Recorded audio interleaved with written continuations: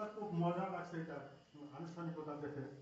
তো বের হয়ে বলতেছে যে বাবা আমি বিয়ে করব। তো তুই বিয়ে করবি এখন, কিভাবে বিয়ে করবি বলে বিয়ে করবো যেভাবে বিয়ে হয়েছে সেই রকম। হ্যাঁ, তো কাকে বিয়ে করছো? বলে কেন দাদুকে। বলে হারামি বাচ্চা, তুই আমার মাকে বিয়ে করবে?